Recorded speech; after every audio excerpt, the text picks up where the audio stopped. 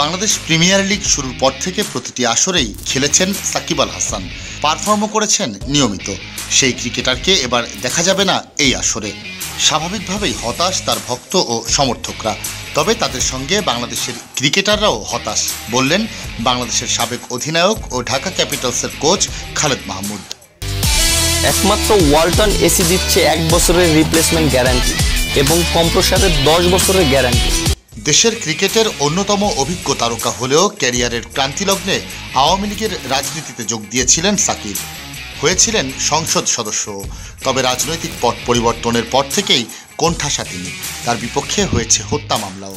দেশে ফিরতে চাইলেও সরকারি মহল থেকে আসতে নিষেধ করা হয়। সে ধারাবাহিকতায় বিপিএলে দেখা যাচ্ছে না তাকে। বিপিএলে একাধিকবার সাকিবের কোচ ছিল খালেদ মাহমুদ। তার অধীনেই অধিনায়ক হিসেবে প্রথম শিরোপার স্বাদ পান সাকিব।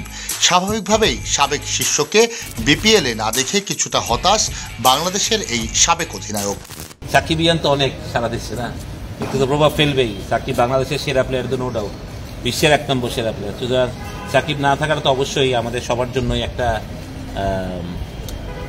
সাকিব সারা জীবন ক্রিকেট খেলবে, এটাও সত্যি কথা। But as long as Shakib is playing the game and বাংলাদেশের ক্রিকেট খেলতে পারছে না, এটা একটা ব্যর্থতাই আমাদের জন্য আমি মনে করি। তবে যে কারণে দেশে আসতে পারছেন না সাকিব, সেটি মানছেন খালেদ মাহমুদও।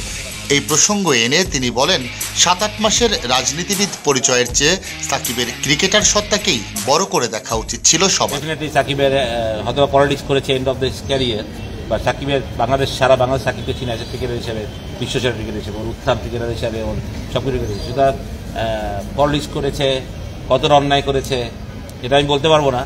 বাট আমরা ওইটুকুও 8 মাসটা ওরা এত বড় লম্বা ক্যারিয়ারের কাছে মিলাই ফেললাম, এটাই আমার সবচেয়ে বড় লাগে, যে ওরা এত লম্বা ক্যারিয়ারের সাথে 7টা মাস আমরা করতে পারলাম না।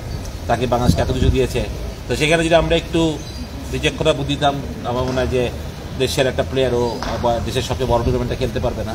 ডেফিনেটলি প্লেয়াররাও অনেক হতাশ আমার মনে হয়, যদিও সবাই হয়তো মাইকের সামনে বলতেও পারেন এরকমভাবে। বাট আমি মনে করি সব প্লেয়াররাই একটু frustrated. Shakib is very friendly with the players, সবাইকে সবসময় সাপোর্ট করে, হেল্প করে সবাইকে, আমি মনে করি। তো খারাপ লাগছে। মিরপুর শেরেবাংলা জাতীয় ক্রিকেট স্টেডিয়ামে আগামী সোমবার শুরু হবে বিপিএলের নতুন আসর। প্রথম দিনই দ্বিতীয় ম্যাচে রংপুর রাইডার্সের মুখোমুখি হবে খালেদ মাহমুদের ঢাকা।